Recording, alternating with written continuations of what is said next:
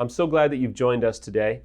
I'm with MJ, who really, if you don't know by now, is basically a celebrity with us here at affairrecovery.com. She has one of the most widely watched set of videos on our entire site.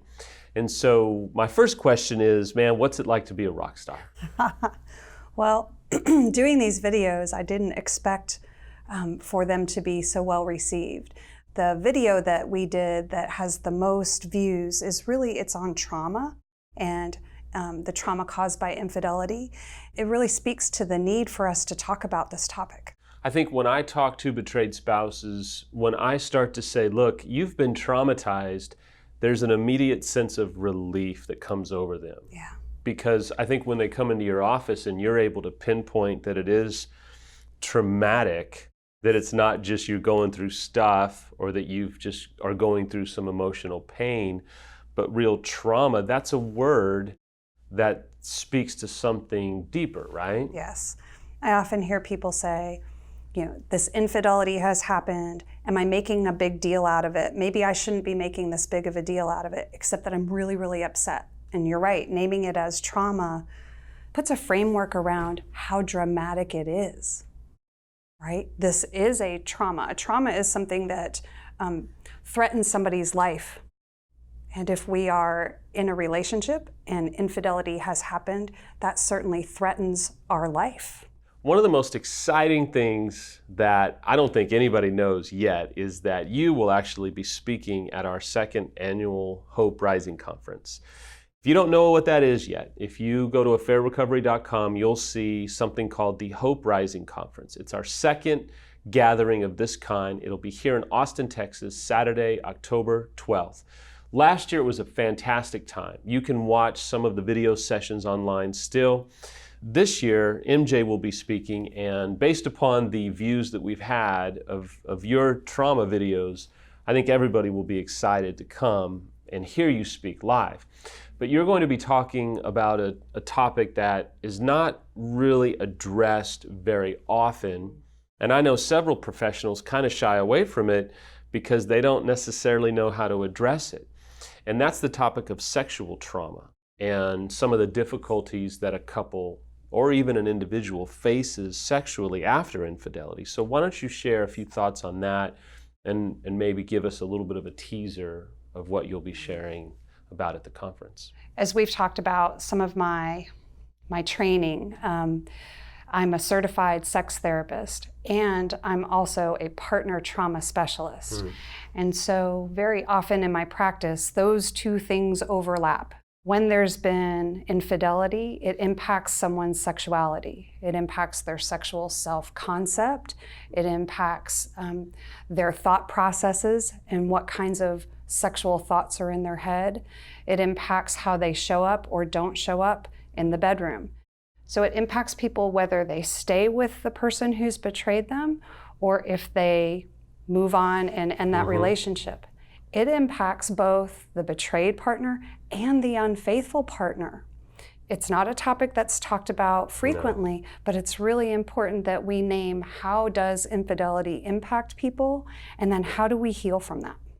And I know for Samantha and I would tell you that the sexual healing component, if I can use that verbiage, was probably one of the most challenging things to navigate through.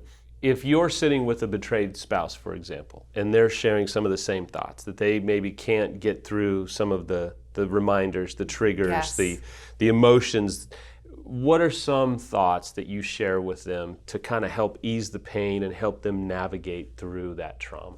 In the recovery process for couples, there's 3 stages, right? The first stage is creating safety and stabilization, that after infidelity, chaos ensues, right? Devastation. And so we have to help couples or individuals, if the couple has broken up, create some stability. Then the second part of the healing process involves grieving, healing, trauma healing, and repair if the couple decides to stay together or they're trying to figure out if they want to, some relational healing. The third part of the healing, that's really where we lean into the sexual healing. It's a third stage type of concept. If we don't have stability and safety in Right. we're not going to talk about sex. Exactly. And if some healing hasn't happened, we're not ready to talk about sexual healing. It's not something we talk about up front. We'll name, hey, we're going to heal this, but we need to do these other tasks first, and then we'll get to the sexual healing. Now, most couples, many couples, will not wait until stage 3 to be sexual. So they need some help up front with, what do I do? I might want to be with my person, but I've got thoughts in my head. Sometimes the unfaithful will say, I feel guilt, I feel shame, I don't know how to approach my person. The betrayed partner might say, as soon as we come together, I've got all these thoughts, ruminating, and did my person do this with the affair partner? When we get hijacked, our thoughts get hijacked, usually sexual pleasure goes away. If we're in our head, it's very hard to relax and feel comfortable and enjoy. I think that verbiage is phenomenal, hijacked, because the betrayed's mind, male or female, can so easily get hijacked. And then we, unfaithful man or woman, can react to that, and now we kind of hijack ourselves because we react. If I can say it, we overreact sometimes, right? Sure. And then we make it worse, and now we're on a cycle. Would you say that a couple very easily finds, I don't know that we'd call it a trauma cycle, but a cycle that they get into when they're trying to reconnect sexually? And if they do, what are just a couple of tips to help them break that cycle? I often encourage my couples to, instead of focusing on intercourse, on having a sexual act, the focus becomes about intimacy, about connection with comfort and safety. Betrayed partners are safety seeking often. Am I safe here? Am I going to be betrayed there? Can I be with this person, or are they going to hurt me? And so to be sexual in that place is really challenging if they're afraid. And so the focus shifts from, hey, we're going to have intercourse, to let's find a way to be together in a way that feels good to both of us, that feels safe, without expectation. And that's key. Yeah, and that's hard. That's the expectation. Yes, but we want to remove the expectation of performing or doing something that somebody's not ready to do, and instead focus on emotional connection, and then some safe physical connection that is respectful and honoring to both people.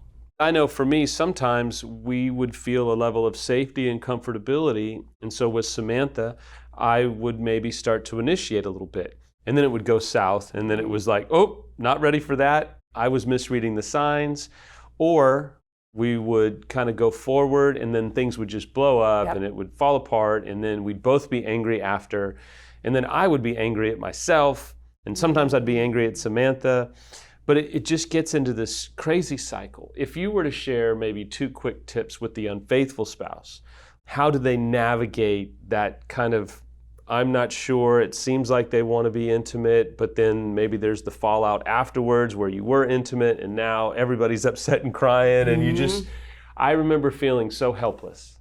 If you were to share a couple of points to help the unfaithful navigate that, what do you think are some safety mechanisms or steps that they can take? The first thing that comes to mind is a lot of communication. Consent is a big deal here. When someone's been betrayed, there's been sexual betrayal, that person's ability to say yes and no becomes of utmost importance. And so for the unfaithful, asking questions. How do you feel about me kissing you? Is it okay today? Because it could change from one day to another. How are you feeling? It feels awkward to ask permission, but I think it's really important to ask permission in the sense of, would it be okay if I fill in the blank? How do you feel about this? What is this like for you? With lots and lots of permission to say no, right? Because sometimes couples will lean into it, just like you said. For example, if a betrayed partner says, yes, I want to be with you, and they start kissing, But then that person starts ruminating, and now the answer is no. We want that person to have permission to say, wait, stop, I'm getting triggered. Mm-hmm. Now, big important step is, if the person says no, in this example, if the betrayed partner says no, it's really, really important that the unfaithful partner recognizes it's no to the behavior, it's not no to the person. They're not rejecting the person. Perhaps, I'm going to assume that that's probably what's happening. Initially, it's a rejection of the behavior. No, I don't want to be sexual. That could feel like a rejection of self. Absolutely. But what's going on is, I wanted to be sexual. Now I don't. No. So a way that the person hearing no can ward off some of the shame is, okay, wait. They're saying no to kissing. They're not saying no to me, that I'm a bad person, that I should leave. That's not what's happening. And if in that place, the person who hears no can turn toward them and say, what's going on? Like, help me understand, gently, kindly, talk to me about what's happening. That's where the intimacy can happen. More intimacy than the sexual intimacy. Right, because we want to retreat in that moment and go into our own cave of shame. And this is tough, but probably the best thing that we could do is stay there. I know for Samantha and I, there came a point, and I didn't learn it on my own, I was too stupid, but Rick taught me how to just simply say, can I do anything for you? How can I make this safe for you? But even that might be kind of like, how can I make sex safe, rather than how can I be safe for you right now? Because in that moment, you're probably very naked, very open, very vulnerable, just afraid. But what a marvelous moment to not retreat for the unfaithful and just say, look, I'm okay. How can I help you be okay? It's totally fine for us to not be physically intimate right now. And not turn, go get dressed, and show disdain, right? The defensiveness, the anger could be misinterpreted as, oh, there's more of the same. He's going to hurt me, she's going to hurt me, they are leaving me. And so staying and having that knowledge, they're saying no to a sexual behavior. They're not saying no to me. How can I turn to them and say, help me understand what's happening with you? What can I do to care for you? That goes a long way. And if you do that repetitively, those are all data points that create safety. And do you recommend that the unfaithful actually, maybe when it's not a physically intimate time, actually says, listen, I'd like to talk about if and when we're going to be physically intimate again, what I can do to help you? Do you think that's helpful on the front end? Yes, I think that's a great conversation. Sometimes couples can't have those kinds of conversations on their own. Right. So that is a great conversation to have with a therapist present, to be able to hold space for such a tough conversation. Now, you've made some excellent points, and I think there is a point where it's not a counterpoint, but it is another side to the same point you're making, that there may be times where the betrayed is actually saying no to the person, the unfaithful, in the moment. And it could be for any number of reasons. They don't feel safe, they're dealing with triggers and reminders, they're not ready yet, they feel rushed. I mean, it's any number of things, but I think it needs to be said that it is okay for the betrayed to actually be saying no to us, the unfaithful, in that moment, because they're experiencing pain and trauma that we have caused. And so it should be okay, even if the betrayed is saying no to them as a person in that moment, right? And I'm so glad that you circled back to this part, right? Yes, sometimes the betrayed might say to the unfaithful, I started by saying yes, but I've changed my mind. I mean no. I don't want to do this anymore. And in those cases, yes, the person is saying, no, I don't want to do this behavior. But you're right. Sometimes it's, I don't want to do this with you. There's a rejection of the person. Or now that we're doing this, now I'm thinking of the things that you did, and now I'm so angry and hurt and I'm mad and I reject you. So yes, that happens. And then what do we do with that? I was thinking about how shame plays into this, right? Shame is the human experience of feeling less than, not good enough about ourselves, right? Guilt is when we feel badly about behavior. Shame is when we feel badly about ourselves. And so when we are met with rejection, very often people will get hit with either guilt or shame or both.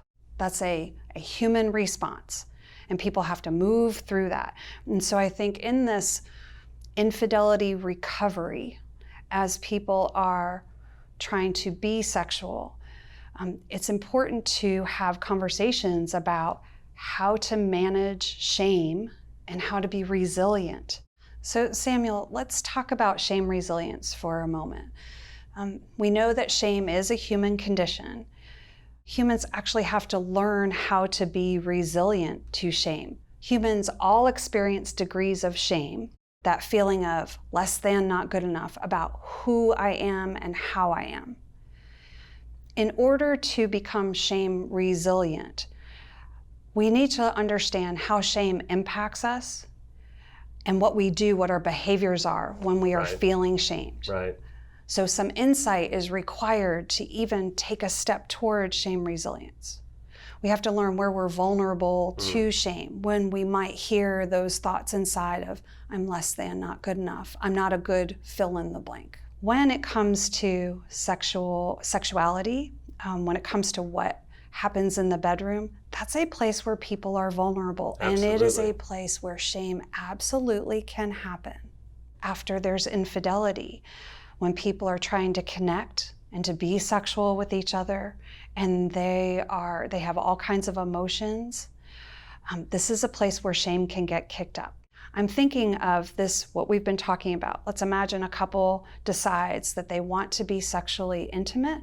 They start moving closer to each other, and then let's imagine the betrayed partner changes his or her mind and says, no, I don't want to do this anymore.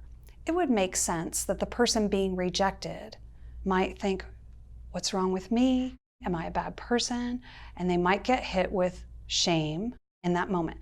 That would make sense. That's very human. Now, what do you do in that place? Right. And that's when I think some of this work with a therapist and talking about what to do in the bedroom and what's happening is so vital. Because in that place, the person who's being rejected can say, okay, this may or may not be about me personally. No matter what this is about, this is an opportunity for me to turn toward my partner and say, what's happening? Is there a way I can care for you? And then as that person is soothed, then the person being rejected can at some point turn and go inward and say, okay, what just happened? What am I feeling? Right. What am I thinking? What is my shame saying? And now, is that true? And if they start spiraling down, at that point, that's when we reach out to somebody. It's the point when we probably don't want to reach out to anybody. But that's where we reach out to another person and say, I think I'm feeling shame. Can you help me? Because I'm going down. Yeah, I'm spiraling. I'm spiraling down.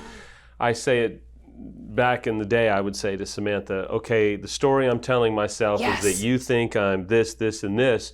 And she'd look at me with crazy eyes and go, sometimes she would say, okay, that's not at any level what I'm feeling. Let me help you. And then there would be times where she would say, you're making this about you again, and this is about me and my difficult moment. And I would go, yep, okay. Because we finally got to a point where we could have those conversations. And it sounds to me, as we wind down, you're putting so much on the ability to connect. I'd say two things: to connect and to communicate about this incredibly difficult situation at times to maneuver. Yeah, I remember Rick Reynolds saying at an EMS, he said, trust is not a cornerstone of a healthy relationship.